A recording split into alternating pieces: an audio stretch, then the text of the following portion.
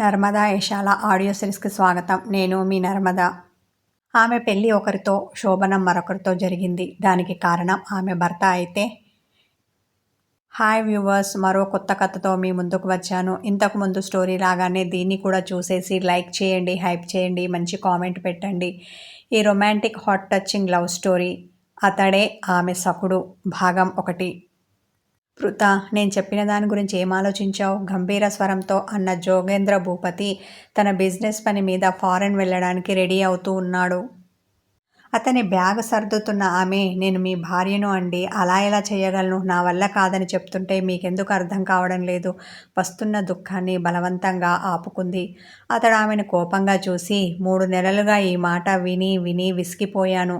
ఇంకొకసారి నీ నోటి నుండి ఈ మాట వచ్చిందంటే నేనేం చేస్తానో నాకే తెలియదు. బహుశా చంపి పాతేస్తానేమో ఆవేశంతో అన్న అతడు సహనం కోల్పోయాడు. కోపంగా ఆమె దగ్గరికి వచ్చి జుట్టు పట్టుకొని వెనక్కి తలని వంచి ఎర్రబడ్డ కళ్ళతో చూశాడు. నొప్పి తట్టుకోలేక ఆమె కళ్ళల్లో నీళ్లు తిరిగాయి. అతడు అదేమీ పట్టించుకోకుండా, అసలే నేను జర్నీ మోడ్లో ఉన్నాను, నాకు అట్టే కోపం తెప్పించకు. నేను అమ్మా తల్లి అని మంచిగా బుజ్జగించి చెప్తుంటే ఎక్కువ చేస్తున్నావు. ఈ పాటికి 4 తగిలించి ఉంటే నా పని ఎప్పుడో అయ్యుండేది. ఎందుకులే, మంచిదానివి, చెప్తే అర్థం చేసుకుంటావు అని సౌమ్యంగా మాట్లాడుతుంటే నకరాలు చేస్తున్నావు. ఇంకోసారి నీ నోటి నుండి కూడదు అన్న మాట వచ్చిందనుకో, చంపి పాతేస్తాను అంటూ ఆమెను ఉరిమి చూసి సింహంలాగా గర్జించాడు. పృథ భయంతో గజగజ వణికిపోతూ, మీరు ఎన్నైనా చెప్పండి, నన్నేమైనా చెయ్యండి, కానీ మీరు నా భర్త అయ్యుండి నన్నిలా చెయ్యమని చెప్పడం కరెక్ట్ కాదు గద్గద స్వరంతో అంది. అవన్నీ నాకు తెలియక కాదు. నాకు నీతులు చెప్పాలని చూడకు. నా అవసరం అలాంటిది. నోరు మూసుకొని చెప్పినట్టు విను, లేదంటే నా చేతిలో ఖర్చయిపోతావు. ముత్యాల ముగ్గు సినిమాలో రావు గోపాలరావు అన్నట్టుగా అన్న అతడు ఆమెను విసురుగా తోశాడు. అతడు తోసిన తోపికి ఆమె తల గోడకు బలంగా కొట్టుకొని అక్కడ గాయమైంది. అతడు ఆమె వైపు చూడనైనా చూడకుండా తన లగేజీ చెక్ చేసుకుని, నేనిప్పుడు వెళ్తున్నాను. వచ్చేలోపు నేను అనుకున్న పని పూర్తి కావాలి, అర్థమైందా? మాయా ఫోన్ నెంబర్ నీకిచ్చాను కదా, తనకి కాల్ చేయి. మిగతా వివరాలన్నీ ఆమె చెప్తుంది. అంతేకాదు, దగ్గరుండి అన్నీ చూసుకుంటుంది. నువ్వు ఆమె చెప్పినట్టుగా వింటే చాలు అంటూ ఎయిర్పోర్టుకి బయలుదేరాడు జోగేంద్ర. అతడు చెప్పింది విని తట్టుకోలేకపోయింది. బాధతో కుమిలి కుమిలి ఏడుస్తూ పడుకుంది. ఓ 4 రోజుల తర్వాత. అది ఒక ఫామ్ హౌస్. దాని ముందు రాత్రి 11 గంటల వేళ వచ్చి ఆగింది ఒక కారు. ఆ కారు రంగు ఆ కటిక చీకటిలో కలిసిపోయింది. అందులో నుండి దిగిన యువతి నల్లటి బుర్కా ధరించి ఉంది. దాంతో ఆ నిశిదిలో ఆమె కాకుండా ఆమె కళ్ళు మాత్రం కనిపిస్తున్నాయి. తిన్నగా గేటు తీసుకొని లోపలికి వచ్చింది. గేటు దగ్గర వాచ్మెన్ లేడు. చుట్టూతా సీసీ కెమెరాలు ఉన్నా అవి ప్రస్తుతం పనిచేయడం లేదు. కాదు, అలా చెయ్యకుండా చూశారు. వీధి తలుపు ఆమె కోసమే అన్నట్టు తెరిచి ఉంది. లోపలికి వచ్చిన ఆమెకి సుగంధ పరిమళం ఆమె నాసికను తాకింది. ఆ వాసన పీలుస్తూ వచ్చిన ఆమెకి తను వెళ్ళవలసిన చోటు ఎక్కడుందో వెతుక్కోవలసిన అవసరం రాలేదు. తిన్నగా గదికి వచ్చింది. తలుపు ముందుకు వేసింది. ఆ గది పాతకాలం నాటిది, కానీ అందంగా, అధునాతనంగా రీమోడలింగ్ చేసి ఉంది. కానీ ఆ గదిలో ఎవరూ లేరు. అందులోకి అడుగుపెట్టిన ఆమెకి మెత్తని తెల్లని పరుపు, దానిమీద మల్లెపూలు పరిచి ఉండడం కనిపించాయి. ఆ గదిలో నిండుకొని ఉన్న మత్తైన పరిమళం ఆమె మనసుని సమ్మోహనపరిచేలా చేసింది. ఆమె తను వేసుకున్న బుర్కాను విప్పి పక్కన పెట్టింది. మంచం మీద కాకుండా అక్కడ ఉన్న సోఫాలో బెరుగ్గా కూర్చుంది. నేను చేస్తున్న పని కరెక్టేనా? ఇప్పటికీ ఈ ప్రశ్న తనకు తాను ఎన్నిసార్లు వేసుకుందో ఆమెకే తెలియదు. ఆమెకు చాలా టెన్షన్గా ఉంది. క్షణాలు భారంగా గడుస్తున్నట్టు అనిపించాయి. ఆమె వచ్చిన ఓ 10 నిమిషాలకి ముందుకు వేసి ఉన్న ఆ గది తలుపు తెరుచుకుంది. ఆత్రంగా అటువైపు చూసింది. అక్కడ కనిపించిన అతన్ని చూడగానే ఆమె గుండె కొట్టుకునే వేగం ఒక్కసారిగా పెరిగింది. ఆ వచ్చిన అతను తెల్లని శరీర ఛాయతో, బ్లూ ఐస్తో, రోజీ లిప్స్తో, అమ్మాయిలను మించిన అందంతో ఉన్నాడు. పైగా ఫిట్గా, మ్యాన్లీగా, హ్యాండ్సమ్గా ఉండి అమ్మాయిల మనసు దోచే మన్మధుడిలా ఉన్నాడు. అతని రూపం చూడగానే మనసు వశం తప్పి భయం చేత ఆమె గొంతులో గుటికపడింది. కూర్చొని ఉన్న ఆమె లేచి నిలబడింది. ఆమెకు కాళ్ళు చేతులు సన్నగా వణుకుతున్నాయి. దాన్ని కప్పిపుచ్చుకునే ప్రయత్నం చేస్తున్న ఆమె వల్ల కావడం లేదు. ఏసీ ఉన్నా ఆమె ముఖంపై చిరుచెమటలు పట్టాయి. లోపలికి వచ్చిన అతడు ఆమెను పైనుంచి కిందికి కళ్ళతో స్కాన్ చేశాడు. ఆమె ముఖానికి స్కార్ఫ్తో కవర్ చేసుకొని ఉంది. అతనికి ఆమె కళ్ళు మాత్రమే కనిపించాయి. అతిగా టెన్షన్ పడుతున్నందువల్ల మీనాల్లాంటి ఆమె అందమైన కళ్ళు బెరుగ్గా చూస్తున్నాయి. ఇక ఆమె కనుపాపలు తుమ్మెద రెక్కల్లా అదే పనిగా కదులుతున్నాయి. ఆమె మెత్తటి పలుచని చీర కట్టుకొని ఉంది. ఆ చీరలో ఆమె వంపు సొంపులన్నీ స్పష్టంగా కనిపిస్తున్నాయి. ఆమె షేపులు చూసి వావ్, స్టన్నింగ్ బ్యూటీ అనుకోకుండా ఉండలేకపోయాడు. ఆమెను చూసిన క్షణమే అతని గుండె లయ తప్పింది. సమ్మోహన వీచిక ఆమె నుండి అతన్ని చేరింది. ఇంతవరకు ఏ అమ్మాయిని చూసినా కలగని రొమాంటిక్ ఫీలింగ్ అతనికి కలిగింది. భావోద్వేగంతో అతడు ఒక్కొక్క అడుగు ముందుకు వేస్తుంటే బ్రీతహరిణి అయిన ఆమె వెనక్కి వెళ్ళాలని చూసినా వెళ్ళలేని పరిస్థితి. గోడవారగా సోఫా వేసి ఉంది. దానికి ఆనుకొని ఆమె నిలబడింది. ఆమె భయపడ్డం చూసి అతని కనుబొమ్మలు ముడిపడ్డాయి. మీరు ఎందుకో భయపడుతున్నారు? వెళ్ళాలనుకుంటే వెళ్ళొచ్చు. తెరిచి ఉన్న తలుపు వైపు తన చెయ్యి చూపించాడు. లేదు లేదు, నేను వెళ్ళను. అతను ఎక్కడ పంపించేస్తాడోనని కంగారు పడింది. పర్లేదు, వెళ్ళండి. మీరిలా భయపడుతూ ఉంటే నేను మిమ్మల్ని ఏదో చేసేశానని గిల్టీ ఫీల్ వస్తుంది. అది నాకు ఇష్టం లేదు అంటూ పెదవి విరిచి భుజాలు కదిపాడు అతడు వెళ్ళమని ఆఫర్ ఇచ్చినా ఆమె వెళ్ళదలుచుకోలేదు. ఆమె అవసరం అలాంటిది. ఒక్క క్షణం గట్టిగా కళ్ళు మూసి తెరిచింది. వచ్చిన పని అవ్వకుండా వెళ్ళను అన్న ఆమె మాట స్థిరంగా ఉంది. చూడండి, ఒకటి మనకు సొంతం కావాలి అంటే మరొకటి వదులుకోవాలి. హిందీలో అంటారు కదా, కుచ్ పానేకే లియే కభీ కభీ కుచ్ కోనా పడతా హై అని అన్న అతని గంభీర స్వరానికి ఆమె వెన్ను జల్దరించిన నిజమే కదా అనుకుని చిన్నగా తల పంకించింది. ఇంతవరకు ఎలాగో వచ్చాను, ఇప్పుడు వెనుతిరగలేను. ఏది ఏమైనా వచ్చిన పని అవ్వకుండా వెళ్ళను మనసులో అనుకుని ఒక స్థిర నిశ్చయానికి వచ్చిన ఆమె అతన్ని సూటిగా చూసింది. ఇందాకటి నుండి ఆమెనే చూస్తున్న అతని చూపుల్లో ఆమె చూపులు చిక్కుకున్నాయి. ఆర్ యూ ఓకే అన్నాడు అమెరికన్ యాసలో. అని ఆమె తల నిలువున ఆడించింది. ఆమెకు మరింత దగ్గరగా వచ్చి ఆమె భుజం మీద చెయ్యి వేశాడు. అయితే ప్రొసీడ్ అవ్వనా అన్నాడు. ఈసారి అతని మాట చాలా మృదువుగా ఉంది. ఆమె నేలచూపులు చూస్తూ తల గుండ్రంగా తిప్పింది. అతని పెదవులు చిరునవ్వుతో చిన్నగా విచ్చుకున్నాయి. అతడు తను వేసుకున్న టీషర్టు విప్పి అవతల పారేసి ఆమెను సమీపించాడు. అతనికన్నా ముందుగా అతని శరీర పరిమళం ఆమె ముక్కును తాకింది. అతడు ఆమె చెయ్యి పట్టి దగ్గరికి తీసుకొని కౌగిలిలో బంధించాడు. అతని అనాచ్ఛాదిత ఎదపై ఆమె చేరిపోయింది. అతని చల్లని మేని స్పర్శతో ఆమె ఒళ్ళు జల్లుమంది. అతని వెచ్చని ఊపిరి ఆమె మెడవంపును తాకింది. తన తనువును తాకిన అతని స్పర్శకు ఆమె వివశురాలైంది. నీ ముఖానికి ఉన్న ఈ స్కార్పు తీయనా? చాలా అంటే చాలా హస్కీ వాయిస్తో అన్నాడు అతడు. వద్దు వద్దు అని కంగారు పడిన ఆమె, అతడు ఎక్కడ తీస్తాడో, నా ముఖం ఎక్కడ చూస్తాడోనన్న భయంతో తన 2 చేతులతో తన తల నుండి ముఖం మీదుగా ఉన్న స్కార్ఫ్ను గట్టిగా పట్టుకుంది. అతడు ఆమెను కళ్ళు చిన్నవి చేసి చూశాడు. అసహనంతో ఆర్ యు మ్యాడ్ అన్నాడు. అమాయకపు చూపు అతనిపై విసిరి కాదని తల అడ్డంగా ఊపింది.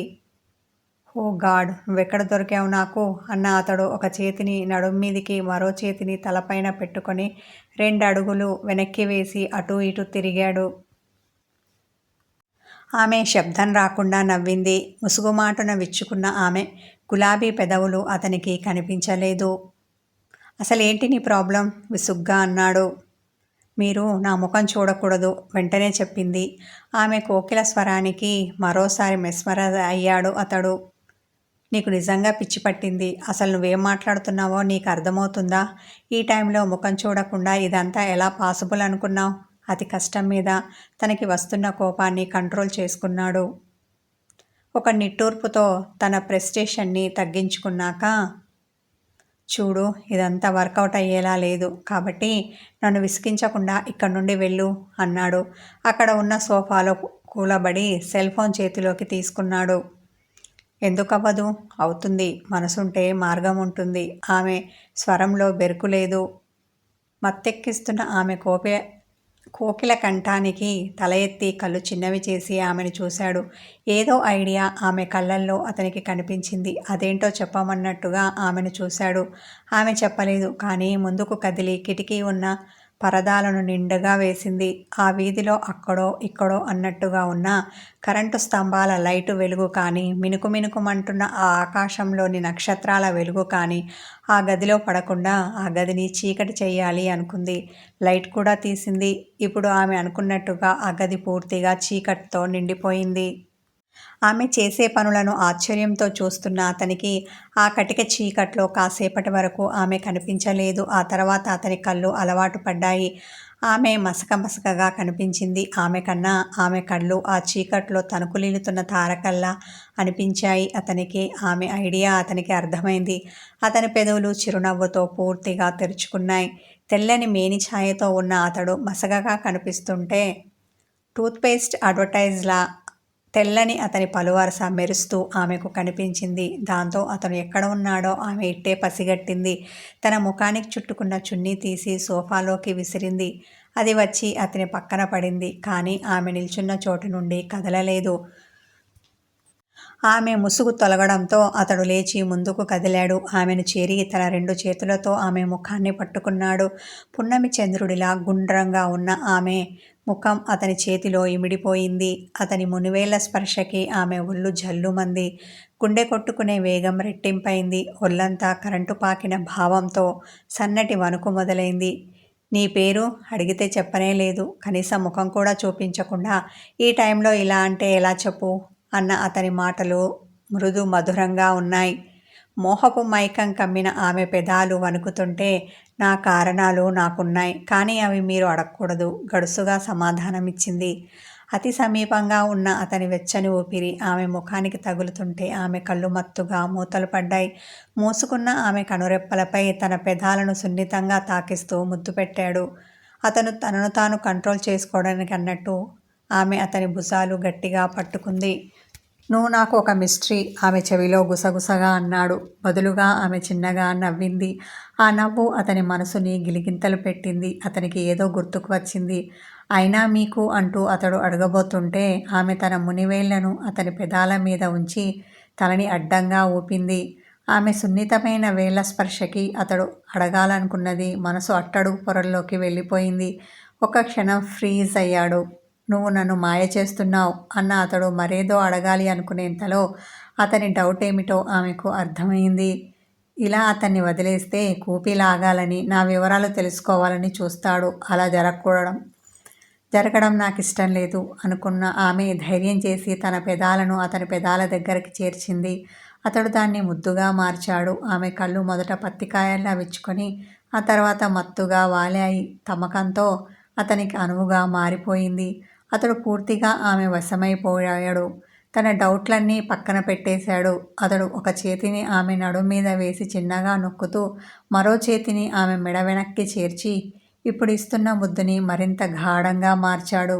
తుంటరి తుమ్మెద మకరందాన్ని జుర్రుకున్నట్టు ఆమె పెదవుల మధువును అతడు తాగుతూ ఇక ఆమె వివరాలు తెలుసుకోవాలి అన్న ఆలోచనని మనసు లోతుల్లో దాచాడు. ఇప్పుడు అతనికి ఆమె చాలు, ఆమె ఇంకేమీ వద్దు అన్నట్టుగా మారిపోయాడు. అదే కదా ఆమెకు కావలసింది. తన గురించి ఏ విషయం అతనికి తెలియకూడదు అన్నది ఆమె అభిప్రాయం. అతని ముద్దులోని గాఢతకి ఆమెకు ఊపిరి భారమైంది. ఊపిరి అందక విలవిలలాడింది. అతనికి ఆమె పెదాలు వదలాలనిపించకపోయినా ఆమె కోసం వదిలాడు. ఆమె మైకం కమ్మిన దానిలా అతని ఎదపై వాలింది. అతడు ఆమె చుట్టూ చేతులు అల్లి కౌగిలిలో బిగించాడు. తర్వాత మెల్లిగా ఆమెను 2 చేతులతో ఎత్తుకొని ఆ చీకట్లోనే ముందుకు నడిచి ఆమెను మంచం మీదకి చేర్చాడు. ఆత్రమో ఆరాటమో కానీ అతని చేతులు ఆమె తనుపై వేగంగా కదిలాయి. ఆమె వలువలు ఆమె నుండి దూరమయ్యాయి. చీకట్లో రాసక్రీడ మొదలైంది. కానీ అది అతనికి నచ్చడం లేదు. కానీ ఆమె కోసం తప్పదు. ఇప్పుడు అతడు ఆమె కోసం ఏం చేయడానికైనా సిద్ధంగా ఉన్న వీరుడు. ఆమె దేహం అతనికి శుతిమెత్తగా కుసుమ కోమలంగా తగులుతోంది. చూసే భాగ్యం ఎలాగూ లేదు. తడిమి సుఖాన్ని అనుభవించడమే అనుకుని ఆమె ఎత్తుపల్లాలను తన చేతులతో కొలుస్తూ ఆమె నాభిలోతు ఎంతో తన నాలుకతో అంచనా వేస్తున్నాడు. అతని మునివేళ్ల స్పర్శకి ఆమె పరవశించిపోతూ థ్యాంక్యూ రిషి, నువ్వు నా విన్నపాన్ని మన్నిస్తావని ఇప్పుడు ఇలా అని ఇంకేదో చెప్పబోయింది. కానీ అతని చర్యలు ఆమె మాటలు మూగబోయేలా చేశాయి. తమకంతో అతన్ని అల్లుకుపోయింది. ఇలా వీళ్ళిద్దరూ తనువుల యుద్ధం చేస్తూ శృంగార సాగరంలో విహరిస్తున్న సమయంలో మరో చోట మాయ తన బాస్ జోగేంద్ర భూపతి ఆజ్ఞని అమలు చేయడానికి సిద్ధపడింది. అందులో భాగంగా అతని భార్య హోదాలో ఉన్న ఆమెతో బయలుదేరింది. మాయ కారుని స్వయంగా డ్రైవింగ్ చేస్తూ ఓ 5 స్టార్ హోటల్ ఏరియాలో ఆపి కిందికి దిగింది. మాయ కోసమే అక్కడ ఎదురు చూస్తున్న ఒక అతను ఆమె దగ్గరికి వచ్చి 3rd ఫ్లోర్ రూమ్ నంబర్ 303 ఆమెకు మాత్రమే వినిపించేలా గుసగుసగా చెప్పాడు. పక్కా అదేనా? అనుమాన నివృత్తి కోసం మాయ అడిగింది. అన్న అతడు తన పని అయిపోయినట్టు అక్కడి నుండి వెళ్ళాడు. అతడు వెళ్ళాక కారు బ్యాక్ డోర్ ఓపెన్ చేసింది. అందులో నుండి దిగింది బూర్కాలో ఉన్న ఒక ఆవిడ. మాయ వెంట ఆమె ఆ హోటల్ లోపలికి వెళ్ళి లిఫ్ట్ ఎక్కి 303 గది ముందు నిలబడింది. మాయ అటు ఇటు చూసింది. ఆ కారిడార్లో ఎవరూ లేకపోవడంతో చిన్నగా ఆ గది తలుపు తట్టింది. కాసేపటికి ఆ గది తలుపు కొద్దిగా తెరుచుకుంది. తెరుచుకున్న గదిలో నుండి పూల పరిమళంతో పాటు మందు వాసన గుప్పుమంది. ఆ అందగాడు రిషి అయితే అతనితో ఉన్నది ఎవరు? మాయతో వచ్చింది ఎవరు? ఈ ఇద్దరిలో పృథ ఎవరు? తెలుసుకోవాలి అంటే ఈ సిరీస్ని మొదటి నుండి చివరి వరకు మిస్ చేయకుండా చూడండి. ఈ రొమాంటిక్ కథ